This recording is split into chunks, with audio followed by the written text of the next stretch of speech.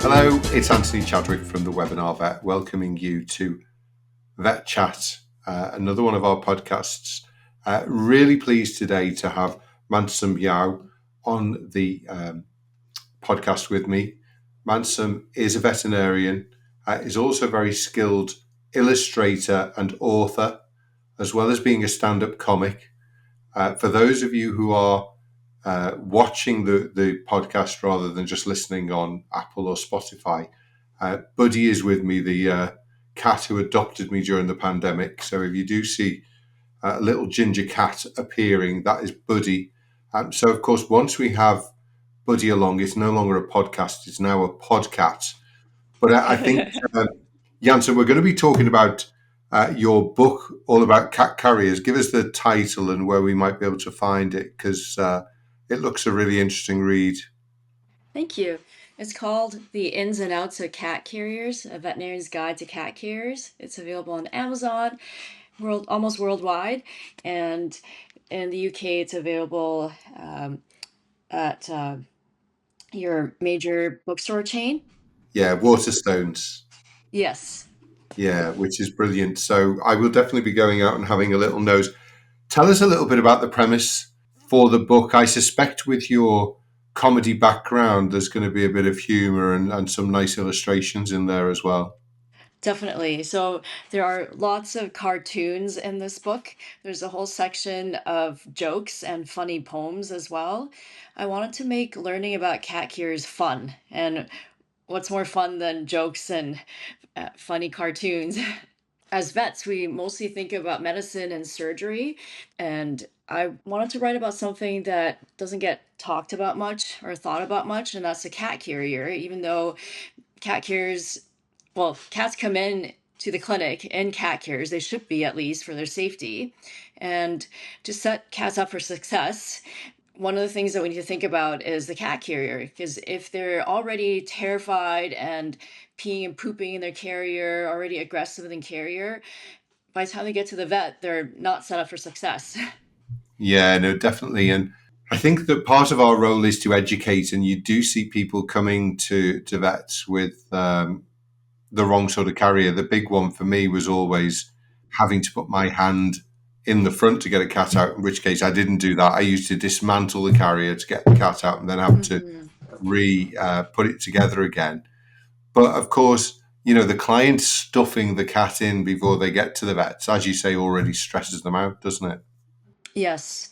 Yeah. So if they're already stressed, already not trusting of humans, by the time they get to the vet, it makes our job a lot harder because Mm. then, we have to prevent ourselves from getting bit. We might not be thinking about the best way to get them out of the carrier. Like I've seen people like pulling them out, scruffing them, dumping them out of the carrier. I've been bit before. Like all I did was open the carrier, put my hand in. Before I could do anything, I already got bit because I suspect that the cat was scruffed or something had been done to the cat, Yeah. at a previous visit. And, we need to think about their mental health. I know it's not something that we talk about. We talk about our own mental health, but we're not as focused on the cat's mental health. Mm. But if they're in a small territory, which is this cat box, and suddenly we stick our hand in, it is very tempting to take a little nip at it, isn't it? It is, yeah. Perhaps, I know, again, some people will be listening, but it is a beautifully illustrated book. I'd love you to just show a few pictures for those who are watching the podcast as well, because you've actually illustrated this book as well as write it all, haven't you? Yes, I did. Yeah. So every cartoon was drawn by me. I even have pie charts that are drawn in interesting ways. So this is a cat toy instead of like a regular pie chart. This is actually a cat toy. And I have other pie charts that are shaped like cheese, tuna, uh, balls of yarn. So there's statistics in the books in the book as This well. And it's certainly got Buddy's attention. Buddy's now looking at the podcast as well. So that's brilliant. So millennial cat box there as well. Yeah, so I wanted to show the differences in the different types of carriers because there are still people using carriers from the 1980s, 1990s. The carriers are now rusty, falling apart, and they're still Yeah, using them even though they're not safe for their cats anymore. yeah, And they're a lot harder to get cats out too because they weren't designed with, the snap on, snap off things. And yeah. there's usually only one door. The door handle's rusty and hard to open. The handle's, rusty. There's screws are, rusty, and you can't, like, once you're rusty, you can't even take the lid off. There's just so many carriers that need to be when they designed them, they didn't think about how hard it would be to take them apart to get the cat out. Hmm. Yeah, there wasn't as much thought put into them back in the 1980s, 1990s. Nowadays, their carriers are designed so that when you open the door, the bottom slides out like a drawer, or there's like a pull-out insert, or there's more than one door, so it's easier to get the cat in and out. Hmm. Like there's a top, like some of the newer ones have a top loading door, so instead of just the front that opens, the top can also open, or the back, or the side. I think the top loading where you can lift it up and then put the cat in and also let the cat come out, Exactly. have a little look around, have a little investigation. It makes for a more calm cat in the consulting room, doesn't it? Yes, yeah.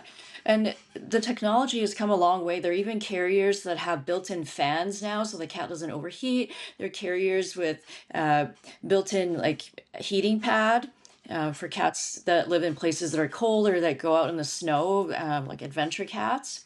That's fantastic. So, just to reiterate, it is available on Amazon. So, do look it up. Just give us the title again, just so we can. We'll put this in the detail underneath the podcast as well. So, it's the ins and outs of cat carriers, a veterinarian's guide to cat carriers. Obviously, a great book for having for clients in the practice as well, I guess, and to recommend to people, particularly if they come in with a bit of a nasty 1980s model. Yes, there's in some cases no care at all. Like I've seen people show up lying king style, like holding the cat up in the air, and the cat's flailing around, and uh, they run in, and some clinics only have one front door, right? Yeah. So all it takes is for another person to walk in the front door, and the door's Yes. open, and then the cat can just run out, and unfortunately, the car's in the parking lot Yeah. outside. Yeah, Never to be seen again. It's. yeah. I think also cats don't like to be picked up. This cat Buddy, who's adopted us during the pandemic, we knew who the owners were, and there were lots of kids, other animals, dogs in the house. The guy would pick up the cat very enthusiastically, and Hmm. cats want to come to you rather than for you to chase after them, don't they? He's just jumped on my lap. He's jumped off now. So it's the way that we approach cats. We have to approach them probably in a much more gentle style than we would a dog, for example, where you can, play with them a bit more. Hmm. So it's being able to, oh, here we go. Speaking of which, this is my cat. He just made an appearance. Say hi, Boo. Ah, he's beautiful. I love the Thank you. greys, lovely Thank colour. you. So obviously a veterinary surgeon as well, qualified from Guelph, which is a super school just in Ontario. I've been there myself. My Julie Yeager was a very famous pathologist of dermatology fame, and she actually worked there for a period. So I went to see her, and my relatives just are in Milton, which is quite close to it. So, did you go to vet school direct from school, or did you do other things before you went? I went directly from school. And had you always wanted to be a vet? I wanted to be a vet when I was 15 or 16 years old. Yeah, I actually didn't know much about what veterinarians do when I was growing up. I actually grew up in Syria and Lebanon. yeah, There are veterinarians there, but they mostly see large animals. And there's stray cats there, but not many people have dogs as pets in Syria and Lebanon. And I didn't grow up with cats and dogs. I grew up with like tortoises and canaries, and more exotic pets. And it wasn't until my uncle in Hong Kong adopted dogs that I got to spend time with, with cats and dogs, and I fell in love with them. I was like, I love them. They make me so happy. I love being around them. I want to do this for a living. And I started down the, I think of it as like a long, windy path to become a veterinarian. Some people's paths are much longer, obviously. They take detours, they do other things, and they end up being a vet. I was lucky that it didn't take me as long. And it's interesting not having maybe been brought up with dogs and cats, but then finding that love for them, and obviously then going into small animal practice. I know you're now locuming. What do you like about locuming? Do you feel that it's seeing other ways of doing things is beneficial? Yes, I do think one of the reasons why I love locuming so much is I get to meet different people, I get to see different ways of doing things, and every clinic I go to, I go look at their medications, there's supplements, I look at their brochures, like educational brochures, and there's some clinics that have a different style of practicing, like there's some that are more fear-free, more cat-friendly, Yeah. and I love being a locum. Hmm.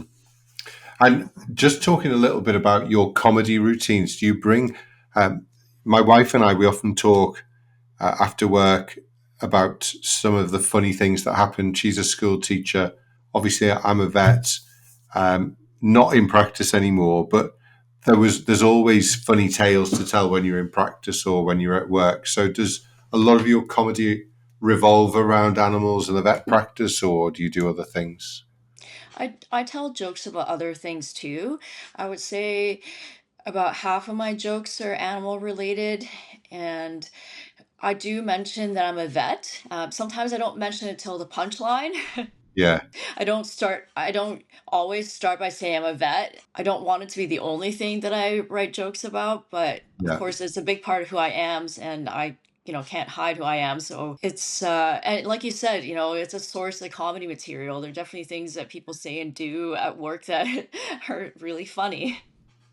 What's the what's maybe a couple of jokes putting you on the spot that you'd tell a veterinary audience? Let's see. Um, So I had a client give me dating advice at work, and you would think like that's an odd thing to do. Why would you tell your vet to, not wait too long to have kids? And Yeah, when she told me that, I was like in shock. And then after I realized like, oh, this is actually really funny. yeah, People would laugh at this. Like, you go to the vet for vet advice on your cat, but instead you're giving the vet advice, and she's just like, I'm your vet. I'm not your friend here. yeah. And there's always funny stories to tell about the actual animals as well as and the tales and the things that have happened when you've been in the consulting room. I was a vet student in. I did some practice in Zimbabwe, and somebody brought Oh, in a wow. snake with a big swollen jaw and mucocele. Oh. So we took it out the back and we were fixing it up. And then I came back in and the lady was saying, well, how quickly can I get the snake back and working again? I said, oh, what sort of work do you do? She says, I use it in my act. And when you're only about Oh, 19 or 20, you blush a bit and want to get out of the room as quickly as possible. So it's interesting what happens with people's pets and things, isn't it? yes, and my own pets also provide comedy material too. Mm. Oh, well, definitely. You see Buddy and you want to tell him to do something, and you go, right, go out now. And he goes out and he sees it's snow, and then he runs right back in again. He doesn't go out and things. So, yeah, they definitely bring a joy and comedy moments to people's lives, don't they? Yes. And one of the things I started doing recently is doing educational videos, like for Instagram, Yeah, YouTube, because there's a lot of misinformation yeah, or uh, a lot of things that I hear at work that I'm like, what? Like, you think that animals don't get lonely? Like, I had someone tell me, oh, I'm just gonna leave my cat for the whole weekend. Cats don't get lonely, or things like, I don't need to see the vet. My cat doesn't need to see the vet. It's an indoor cat. And I'm like, just because your cat's indoor doesn't mean your cat can't get sick. Yeah.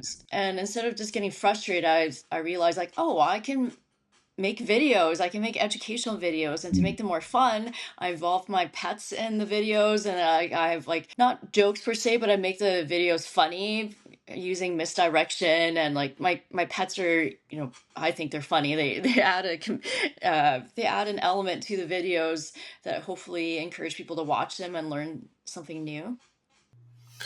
Do you have a video channel? Because again, we can put this up at the end of the podcast so that people can have a little look at the videos, because it's always good. I think, vets can be very busy.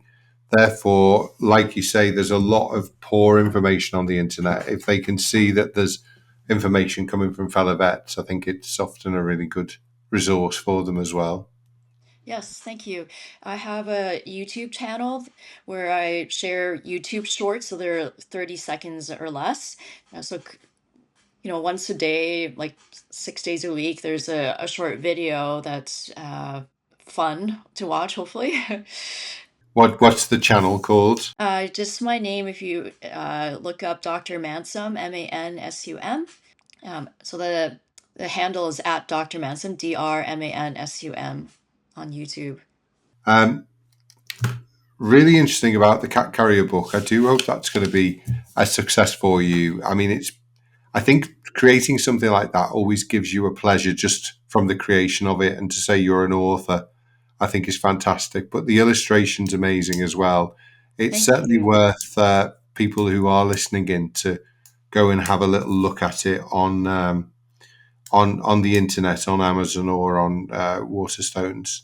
And we've got a Thank little you. tail flicking in the background there as well. So the cats Yes, have definitely made this a podcat, I think, for this particular exactly. episode.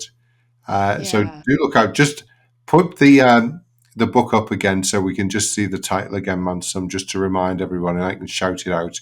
The Ins and Outs of Cat Carriers, a veterinarian's guide to cat carriers, and it's Dr. Mansum Yau, written and illustrated.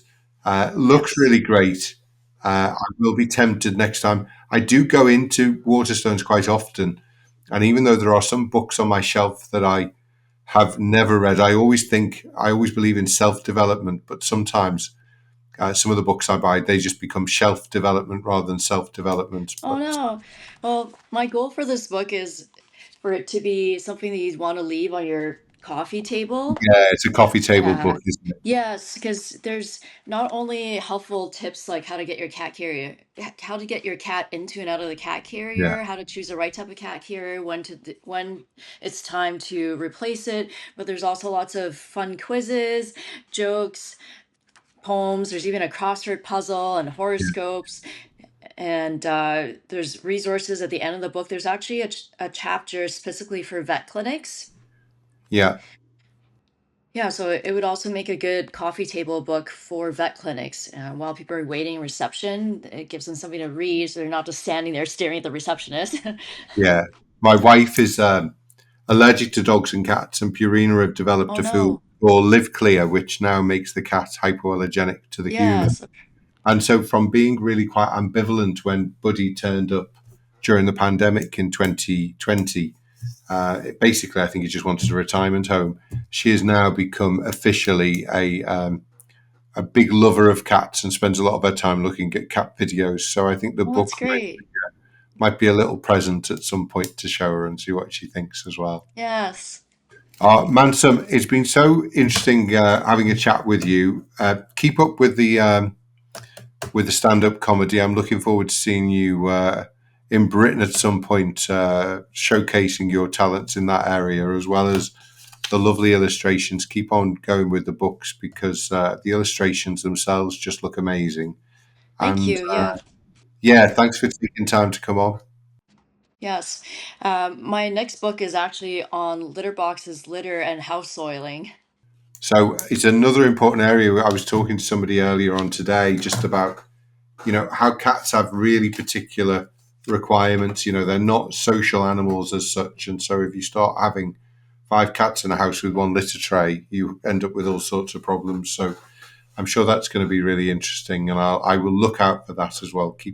Keep in touch and let me know when it's coming through. Thank you. Will do. Thank you for having me on your podcast.